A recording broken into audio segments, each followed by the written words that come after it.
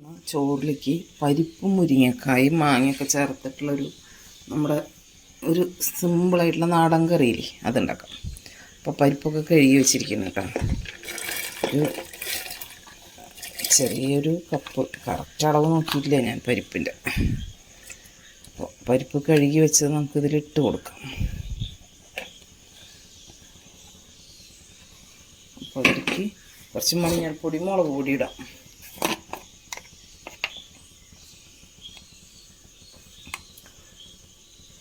ഒരു 1/4 സ്പൂൺ മഞ്ഞൾപ്പൊടി ഇട്ടു.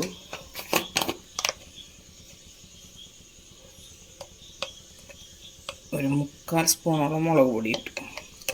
ഇനി കുറച്ച് ഉപ്പിടാം. കഴിഞ്ഞ ദിവസം ഒരു വീഡിയോയിൽ കണ്ടായിരുന്നു 200 ഗ്രാം മഞ്ഞൾപ്പൊടിക്ക് പൊടിച്ച് നല്ല നാച്ചുറലായിട്ട് കിട്ടുന്ന മഞ്ഞൾപ്പൊടിക്ക് 200 രൂപയാണ്. എനിക്ക് അതിശയം തോന്നി. 200 ഗ്രാം മഞ്ഞൾപ്പൊടിക്ക് 200 രൂപ എന്ന് പറയുമ്പോൾ കഴിഞ്ഞ ആഴ്ച ഞാൻ 1/2 കിലോ മഞ്ഞൾപ്പൊടി ഇതുപോലെ മറ്റേ പൊടിക്കണ സ്ഥലത്ത്, നല്ല വീടുകളിൽ പൊടിക്കണ സ്ഥലത്ത് നിന്ന് വാങ്ങിയത് 1/2 കിലോ മഞ്ഞൾപ്പൊടിക്ക് 300 രൂപയാണ്. അപ്പോൾ ഇത് ഭയങ്കര റേറ്റ് കൂടുതലായി തോന്നി എനിക്ക് കേട്ടത്. നമുക്കൊരു കുഞ്ഞൊരു ചെമ്മീൻ റോസ്റ്റ് ഉണ്ടാക്കാം. കഴിഞ്ഞ ദിവസം ചെമ്മീൻ കറി വയ്ക്കാനായിട്ട് ഉണ്ടായിരുന്നുടാ. അതിലത്തെ കുറച്ച് ചെമ്മീൻ ഉണ്ടായിരുന്നു കേട്ടോ. ചെറിയ ചെമ്മീനുകളാണ്.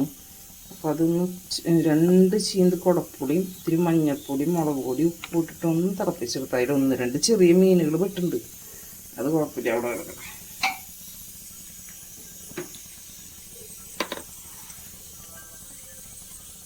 കുഞ്ഞു ചെമ്മീനുകളാണ് തോന്നിപ്പോൾ വരുന്നത്. സംഭവം ടേസ്റ്റ് ഉണ്ട്, നല്ല നന്നാക്കിയെടുക്കാനാ പാട്.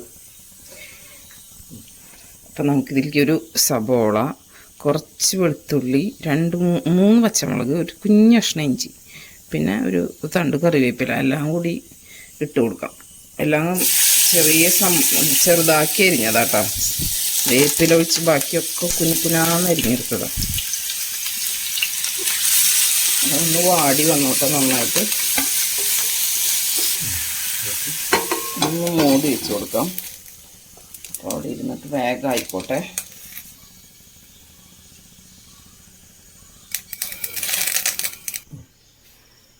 അങ്ങനെ നമ്മുടെ സബോളയൊക്കെ വാടി വന്നിട്ടുണ്ട്. ഇനി നമുക്കതിലേക്ക് പൊടികൾ ചേർത്ത് കൊടുക്കാം.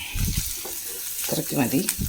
ഇതിൽ 1 സ്പൂണ് മല്ലിപ്പൊടി, ഒരു 3/4 സ്പൂണ് മുളക് പൊടി, 1/4 സ്പൂണ് മഞ്ഞൾപ്പൊടി, 1/4 സ്പൂണ് മറ്റേ കുരുമുളക് പൊടിയും, പിന്നെ അത്രയ്ക്ക് തന്നെ പെരിഞ്ജീരകത്തിൻ്റെ പൊടി. മസാല ഇല്ല കേട്ടോ, പെരിഞ്ജീരകത്തിൻ്റെ പൊടി മാത്രമേ ഉള്ളൂ.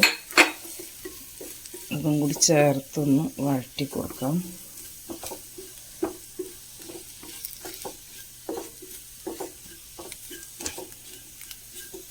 പച്ചമണം ഒന്നും പോയിക്കോട്ടെ.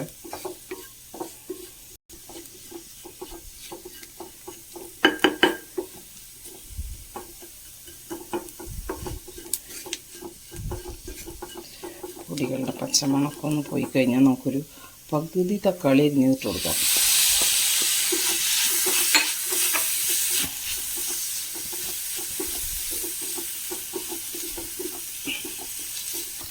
തക്കാളി നന്നായി വാടി വന്നിട്ടുണ്ട്. ഇനി നമുക്ക് വേവിച്ച് വെച്ച ചെമ്മീൻ ഇട്ട് കൊടുക്കാം. അതിൽ 2 കുഞ്ഞു മീനുകൾ പെട്ടിട്ടുണ്ട്. അത് അവിടെ ഇരിക്കട്ടെ.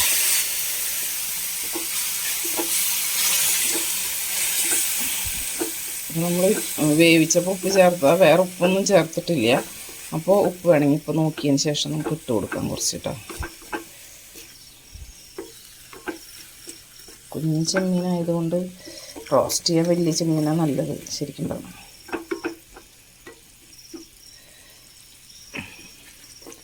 ഒരു 2 മിനിറ്റ് ഒന്ന് കിടന്നാൽ നമ്മുടെ ചെമ്മീൻ റോസ്റ്റ് റെഡിയായി. നമ്മുടെ മൂടി വെച്ച് കൊടുക്കാം. ഉപ്പ് നോക്കട്ടെ ഒന്ന്. ഉപ്പില്ല.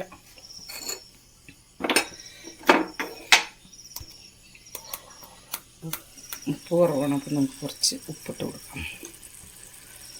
ഇട്ട് കൊടുത്തിട്ട് വലിയതല്ലാത്ത കാരണം ഉപ്പിടുമ്പോൾ ശ്രദ്ധിക്കണം. ഉപ്പ് അധികം പിടിക്കാനായിട്ടൊന്നും ഇല്ലല്ലോ, അധികം ചെറുതായ കാരണം. അപ്പോൾ ഉപ്പും കൂടി ഇട്ട് കൊടുത്തു. ഇനി നമുക്ക് മൂടി വയ്ക്കാം. 2 മിനിറ്റ് കഴിഞ്ഞ് ഓഫ് ചെയ്യാം. ചെമ്മീൻ റോസ്റ്റ് റെഡിയായി. ഗ്യാസൊക്കെ ഓഫ് ചെയ്തു. ഈ പരുവത്തിലാണ് കേട്ടോ നമ്മളെടുത്തത്. ഉണ്ടോ, ഒരുപാട് ഡ്രൈ ആക്കാനൊന്നുമില്ല.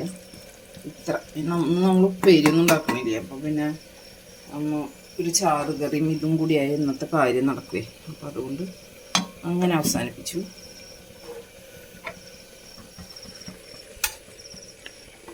ഇവിടെ നമ്മൾ പരിപ്പ് വെന്തിട്ടുണ്ട്. അപ്പോൾ നമുക്ക് അതിലേക്ക് മാങ്ങയും മുരിങ്ങക്കായും ഈ പകുതി തക്കാളിയും ഇട്ട് കൊടുക്കാം. ഈ സമയത്ത് നമ്മുടെ കയ്യിൽ നല്ല നാടൻ പച്ചമുളക് നമ്മുടെ വീട്ടിലുണ്ടായതുണ്ടെങ്കിൽ 2 എണ്ണം കീറി ഇട്ട് കൊടുക്കുന്നത് നല്ല ഒരു എക്സ്ട്രാ ടേസ്റ്റാണ് കേട്ടോ. പക്ഷെ നമ്മുടെ അടുത്ത് ഇല്ലാത്തതുകൊണ്ട് നമ്മൾ ചേർക്കണില്ല. കുറച്ചും കൂടി വെള്ളം ഒഴിച്ച് കൊടുക്കാം. നമുക്ക് പരിപ്പിലൊക്കെ ഉപ്പിട്ടിട്ടുണ്ട്. നമുക്ക് അരപ്പ് ചേർക്കണമല്ലോ. അപ്പോൾ അതൊന്ന് വെന്ത് വരട്ടെ. ഒരു വിസിലടിക്കണോടുകൂടി ഓഫ് ചെയ്യും. ജസ്റ്റ് വരുന്ന സമയത്ത് തന്നെ ഓഫ് ചെയ്തിടുക, അല്ലെങ്കിൽ മുരിങ്ങക്കായ ആകെ ഉടഞ്ഞു പോകും. നമ്മുടെ പരിപ്പും മുരിങ്ങക്കായും എല്ലാം നന്നായി വെന്തിട്ടുണ്ട് കേട്ടോ. പൂച്ചകളുടെ ഒച്ചയൊക്കെയുണ്ട്. അത് അപ്പുറത്തെ ബാക്കിലെ വീട്ടുകാരുടെ പൂച്ചാനെയൊക്കെ വളർത്തുന്ന ആൾക്കാരാണ്. അവിടെ നിന്ന് പൂച്ചകൾ അടി കൂടിയിട്ട് ഓടണതാന്ന് തോന്നുന്നു. നമുക്ക് പൂച്ചയും പട്ടിയൊന്നും ഇല്ല കേട്ടോ. അങ്ങനെ നമ്മുടെ അരപ്പൊക്കെ ചേർത്തിട്ടുണ്ട്. ഇനി നന്നായി ഒന്ന് തിളച്ച് വരട്ടെ. തിളച്ച് കഴിഞ്ഞാൽ നമുക്കൊന്ന് കടുകും മുളകും കറിവേപ്പിലയൊക്കെ ചേർത്ത് വറവിടാം. സിമ്പിളായിട്ടുള്ള നമ്മുടെ പരിപ്പും മുരിങ്ങക്കായ കറി റെഡിയായി. അപ്പോൾ കറിയൊക്കെ നന്നായി തിളച്ച് വന്നിട്ടുണ്ട്. മുരിങ്ങക്കായ ശരിക്കും പറഞ്ഞാൽ ഇങ്ങനെ ഉടയാറില്ല. പക്ഷെ ഇന്നിപ്പോൾ കുറച്ച് ഉടഞ്ഞിട്ടുണ്ട് മുരിങ്ങക്കായ. കണ്ട, അത് പെട്ടെന്ന് വെന്തു. വിസിലടിക്കണോടുകൂടി ഓഫ് ചെയ്തു. ചില മുരിങ്ങക്കായ ഇങ്ങനെ വേവാറില്ല. ഇത് പെട്ടെന്ന് വെന്തു. നല്ലതായിട്ട് കൊണ്ടായിരിക്കാം. പിന്നെ ചട്ടി വെച്ചു.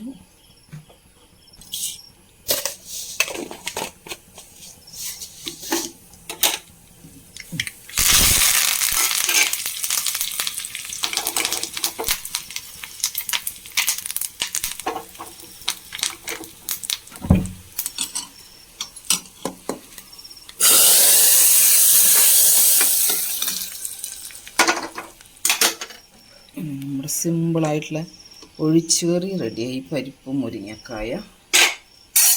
നമ്മുടെ പരിപാടികൾ ഏകദേശം അവസാനിച്ചു. 2 പപ്പടം കൂടി വറുത്ത് കഴിഞ്ഞു.